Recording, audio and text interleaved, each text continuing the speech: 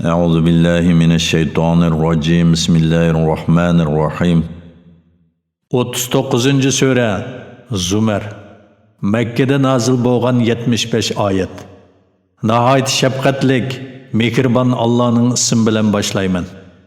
Bu kitob g'olib, hikmat bilan ish qiluvchi Alloh tarafidan nazil qilingandir. Sana biz bu kitobni haqiqatan haq bilan, ya'ni haqiqatni o'z ichiga olgan holda nazil qildik. Diningni sherikdan va riyodan saf qilganing holda Allohga ibodat qilgin. Bilinglarki, sherikdan va riyodan saf din Allohga xosdir. Allohni qo'yib ma'budlarni himoyachi qilib olganlar bizning ularga cho'qinishimiz faqat ularning bizni Allohga yaqinlashtirish uchundir deydi. Alloh haqiqatan qiyomat kuni ularning ixtilof qilishgan narsalar ustida hukm chiqaradi. Alloh haqiqatan yolg'onchini, Allohning ne'matlariga kufrlik qiluvchini hidoyat qilmaydi. Agar Alloh bola tutishni xohlasa edi, albatta maxluqot ichidan xohlaganini ixtiyor qiladi. Alloh bola tutishdan pokdir, u g'olib bir Allohdir. Alloh osmonlarni va zaminni haq asosida yaratdi. Alloh kechani kunduzga kirgizdi va kunduzni kechaga kirgizdi. Alloh kun bilan oyni bandalarining manfaatiga bo'ysundirib berdi. Ularning har biri muayyan vaqtgacha, ya'ni qiyomatgacha o'z o'qida sayr qiladi. Bilinglarki, u ya'ni Alloh o'z ishida g'olibdir, bandalarining gunohlarini to'limi mag'firat qiluvchidir. Alloh sizlarni bir odamdan yaratdi.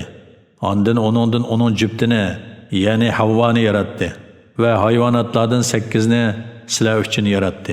Alloh sizlarni onanglarning qornida bir holatdan yana bir holatga taraqqiy qildirib, ya'ni obimani, ondan laqtiqon, ondan parcha go'sht bosqichlariga bo'lib, uch qorong'uliq, ya'ni bola hamrohining pardasi, bachchidan va onaning qo'rsig'i ichida yaratdi.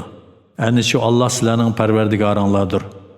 Padişahlık Allah'a xosdir, onundan başka hiç ilah yoktur. Qandaqmı onunğa ibadet qilishdan onundan g'ayriga cho'qinishga burilib ketisizlar? Agar kafir bo'lsanglar, Alloh sizlardan behojatdir. Alloh bandalarining kafir bo'lishiga rozi bo'lmaydi. Agar sizlar shukr qilsanglar, Alloh sizlarning qilgan shukringlardan rozi bo'ladi. Bir gunohkor odam boshqa birovning gunohini ustiga olmaydi. Ondan sizlar Parvardigoringlarning dargohiga qaytisizlar. Allah qilmishinglarni sizlarga aytib beradi. Allah haqiqatan dillardagi sirlarni to'liq bilguvchidir. İnsonga biroz ziyon zahmat yetsa, Parvardigoriga yuzlangan holda uningga duo qiladi. Ondan Allah o'z tarafidan uningga ne'mat ato qilgan, uning beshiga kelgan kulfatni ko'tarib o'tgan chaqda, Allohga ziyon zahmatni ko'tarib o'tish to'g'riliq ilgari qilgan duosini unutib ketadi. Boshqalarni Allohning yo'lidan ozdirish uchun Allohga sheriklarni keltiradi. Aytqinki, sen kufring bilan turib, bu fani dunyodan ozgina vaqt bahramand bo'lgin. Sen cho'qim do'zax ahlidansan.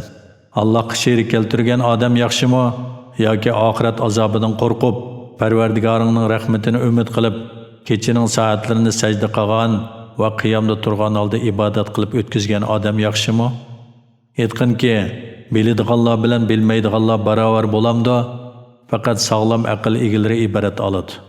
Aytqinki, ey Allohning mu'min bandalari, Parvardigoringlarga taqvodorlik qilinglar. Bu dunyoda yaxshi ish qilganlar oxiratda yaxshilikqa, ya'ni jannatga erishadi. Allohning yeri kengdir. Kuffarlar orasidan shu yerga hijrat qilinglar. Faqat savr qiluvchilarga ularning ajri hisobsiz beriladi. Aytqinki, men dinni sherikdan va riyoddan saf qilgan holda Allohga ibodat qilishga buyurildim. Hamda bu ummatning ichida musulmonlarning avvali bo'lishga buyurildim. Aytqinki, agar men Parvardigorimga osiylik qilsam, shubhisizki buyuk kunning azobidan qo'rqaman. Aytqinki, dinimni sherikdan va riyodan saf qilgan holda Allohga ibodat qilaman. Sizlar Allohdan boshqa xoliqinglarga ibodat qilinglar. Aytqinki, qiyomat kuni o'zlarini va oilasidagilarni ziyon tatqizguvchilar qattiq ziyon tatquvchilardir. Bilinglarki, ana shu ro'shan ziyondidir. Ularni ustidanmi qatma-qat o't, ostidanmi qatma-qat o't o'rib oladi. Shu qattiq azob bilan Alloh bandalarini qo'rqitadi. Ey bandalarim, azobimdan qo'rqinglar. Tag'utga cho'qinishdan yiroq bo'lganlarga, Allohga va uning ibodatiga qaytganlarga jannat bilan xushxabar beriladi. Sözgü quloq selib, uning eng yaxshisiga ergishadiganlarga, ya'ni taqvodor bandalarimga xush xabar bergin. Ana shular Alloh hidoyat qilgan kishilardir. Ana shular sog'lom aql egalaridir. Kimga azob va'dasi tegishli bo'lsa, o cho'qim do'zaxga kiradi. Sen do'zaxdagi odamni qutqizolmaysan. Lekin dunyoda Parvardigoridan qo'rqqanlar jannatda qavat-qavat oliy imoratlardan bahramand bo'ladi. Ularning ostidan o'stanglar eqib turadi. Bu Allohning va'dasidir. Alloh va'dasiga xiloflik qilmaydi. Sen bilmamsanki, Alloh bulutdan yomg'ir yog'diradi. Ondan uni yerga singdirib buloqni paydo qiladi. Ondan Alloh uning bilan rangi xilma-xil ziroatlarni undiradi. Ondan u quriydi. Uning sarg'ayib ketganligini ko'rasan. Ondan Alloh uni shaxshumbuga aylantiradi. Uningda haqiqatan aql egalari uchun Allohning qudratini ko'rsatadigan ibrat bor. Alloh ko'ksini islom uchun keng qilgan, Parvardigorning nuri ustida bo'lgan odam, dili ko'r odam bilan o'xshashmi? Allohning zikrini tarik etganlikdan dillari qetib ketganlarga voy. Ana shular ro'shan gumrohlikdadir. Alloh so'zlarining eng chiroyli bo'lgan Qur'onni nozil qildi. Fasohatda, balog'atda uning ba'zisiga o'xshab ketadi. Vaz-nasihatlar, ahkomlar, qissalar uningda takrorlanadi. Qur'ondagi azob oyatlari tilovat qilingan chaqda Parvardigordan qo'rqadigan kishilarning badallari titraydi.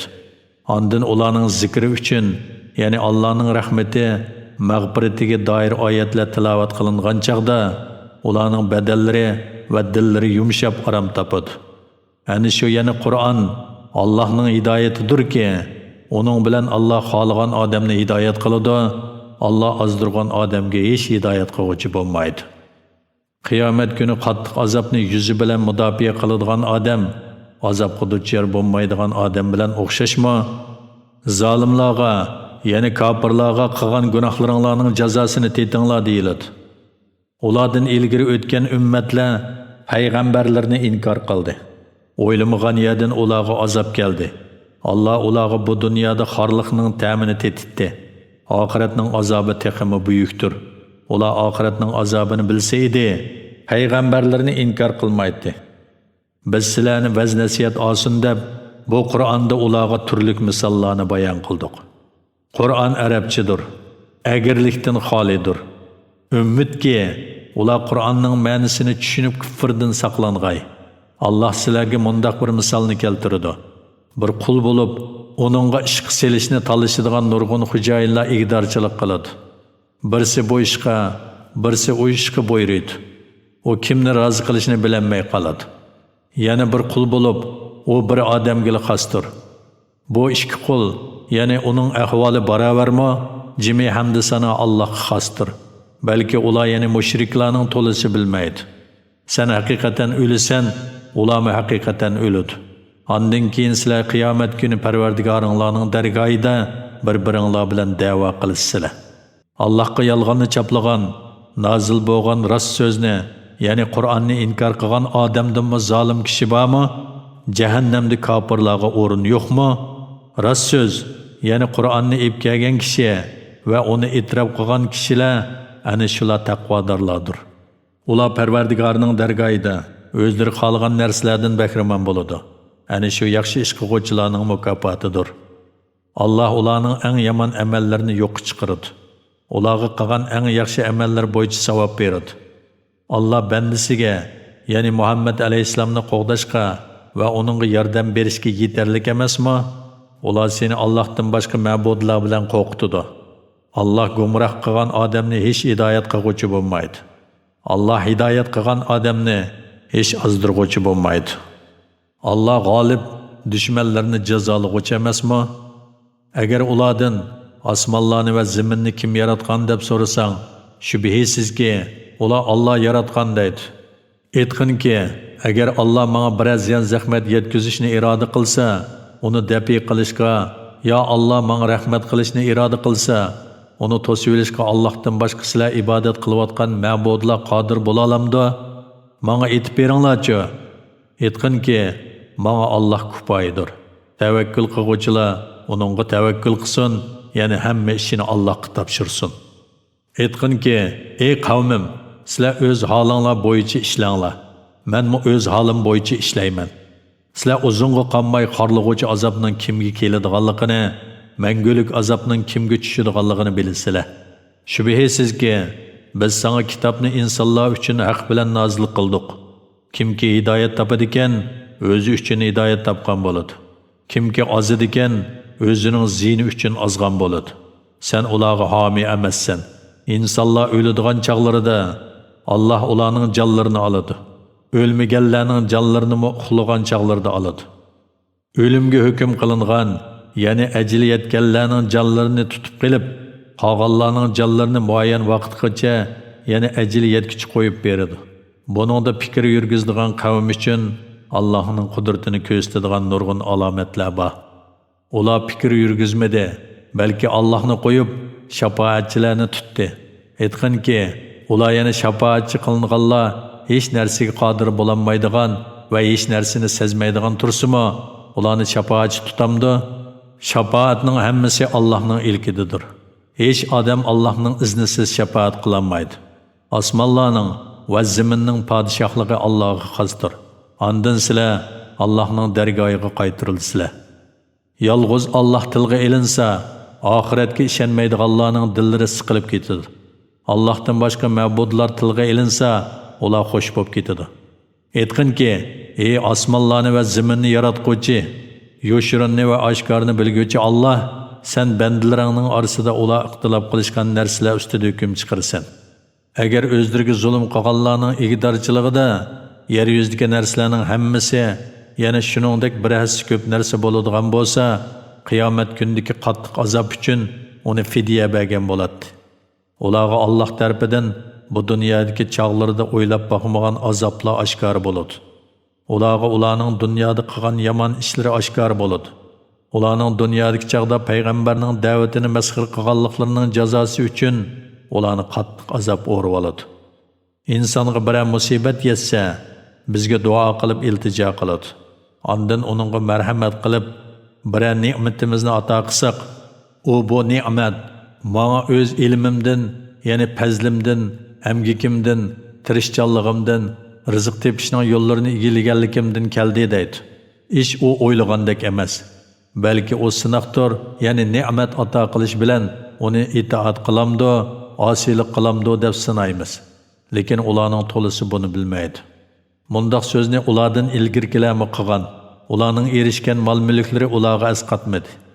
Ular dunyoda qilgan yomonliklarining jazosini tatdi. Ularning ichidagi zulm qilganlarmi qilgan yomonliklarining jazosini tatdi. Ular azobimizdan qutulamaydi. Ular bilmamdiki, Alloh sinash yuzidan qolgan odamning rizqini keng qiladi, qolgan odamning rizqini tar qiladi. Shak shubhisizki, buningda iymon etgan qavm uchun nurg'un alomatlar bor. Ey Muhammad, mening tilimdan aytqinki, gunohlarni qilaverib o'zlariga jinoyat qilgan bandalarim, Allohning rahmatidan umidsizlanmanglar. Alloh haqiqatan qolgan odamning jimi gunohlarini mag'firat qiladi. Shubhisizki, Alloh nihoyat mag'firat qiluvchidir, nihoyat mehribondir. Sizlarga azob kelib, yordamga erishmaganinglardan burun Parvardigoringlar tarafga qaytinglar va uningga itoat qilinglar. Sizlar tuymagan holatda sizlarga azobning ushtumtut kelishidan ilgari sizlarga nozil qilingan eng go'zal Qur'onga erishinglar. Har qanday odam Allohning toatida ketkizib qo'yganlarimga hasrat, men Allohning shariatini va dinini masxir qiluvchilardan edim deb qolmasligi uchun yoki Alloh meni hidoyat qilgan bo'lsa, hidoyat tepib albatta taqvodorlardan bo'latdim deb qolmasligi uchun yoki azobni ko'rgan chaqda Kashki dunyoga qaytishimga bo'lsa edi, u chaqda Allohga itoat qilib, yaxshilardan bo'lar edim deb qolmasligi uchun Parvardigoriga bo'ysunsin. Durust, haqiqatan sana mening nurg'un oyatlarim, ya'ni hidoyatga sabab bo'ladigan Qur'on keldi. Sen ularni inkor qilding, bo'yin tovliq qilding, sen kofirlardan bo'lding. Qiyomat kuni Allohga yolg'onni chaplaganlarning yuzlarini qop-qora ko'rsan. Jahannamda mutakabbirlarga o'rin yo'qmi? Alloh sherikdan va gunohdan saqlang'uvchilarni baxtga erishtiradigan yo'llar orqali azobdan qutuldiradi. Ularga kulfat yetmaydi, ular qayg'urmaydi. Alloh har narsani yaratquvchidir, hamma narsaga homiydir, ularni xohlagancha tasarruf qiladi. Osmonlarning va zaminning xazinalarining ochqishlari Allohning ilkididir. Allohning oyatlarini inkor qilganlar ana shular ziyon tortquvchilardir. Ey Muhammad, aytqinki, ey nadallar, meni Allohdan g'ayriga ibodat qilishga buyurumsizlar? Sana va sendan ilgirki payg'ambarlarga agar sen Allohga sherik keltirsang, sening amaling albatta bekor bo'lib ketadi. Sen albatta ziyon tortquvchilardan bo'lib qolasan, balki yolg'iz Allohga ibodat qilgan va shukr qiluvchilardan bo'lg'in deb vahiy qilindi. Ular Allohni haqiqiy ravishda tanimadi. Qiyomat kuni zamin butunlay Allohning changilida bo'ladi. Osmonlar Allohning o'ng qo'lida qatilinib turadi. Allah ular yani mushriklarning sherik keltirgan narsalaridan pokdir va ustundir.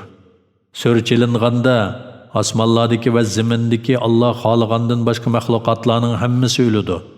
Ondan so'ri ikkinchi qitim chilinganda nagahan ular turib nimaga buyurilganliklariga qarab turadi. Mashargoh Parvardigorning nuri bilan yo'riydi. Nomi amallar hozir qilinadi. Payg'ambarlar va guvohchilar keltiriladi. Ularning orasida adil hukm chiqariladi. Ularga zulm qilinmaydi. Har odamga qilgan amallarining mukofoti yoki jazosi to'liq beriladi. Alloh ularning amallarini obdan biladi. Kofirlar jahannamga to'p-to'p bo'lib haydaladi. Ular jahannamga yetib kelganda jahannamning darvozalari ochiladi. Jahannamni boshqaruvchi farishtalar ularga oranglardan sizlarga Parvardigoringlarning oyatlarini sizlarga o'qib beradigan bugungi uchirishning borligidan ogohlantiradigan payg'ambarlar kelmaganmi deydi. Ular shundoq payg'ambarlar kelgan, bizni ogohlantirgan, lekin azobga duchor bo'lish hukmi kufr va qilmishlari tufaylidan kofirlarga tegishli bo'ldi deydi. Ularga jahannamning darvozalaridan kiringlar, jahannamda mangu qilinglar. Mutakabburlarning joyi nima degan yomon deyiladi. Parvardigoriga taqvodorlik qilganlar jannatga to'p-to'p bo'lgan holda mangdiriladi. Holbuki ular jannatga yetib borgan chaqda uning darvozalari ochilib bo'lgan bo'ladi.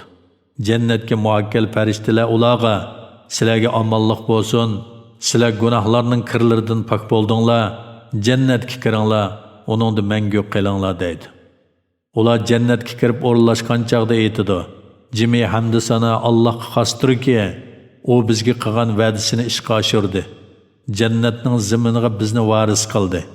Jannatda o'zimiz xohlagan joyda turamiz. Ishliguvchilarning ajri, ya'ni jannat nima degan yaxshi?" Farishtalarning Parvardigoriga tasbih etgan hamda etgan holda arshning cho'risini o'rab turganligini ko'rsan. Ularning orasida haqqoniy hukm chiqariladi. Mu'minlar jannatga kiradi, kofirlar do'zaxga kiradi. Jimi hamd sana olamlarning Parvardigori Allohga xosdir deyiladi.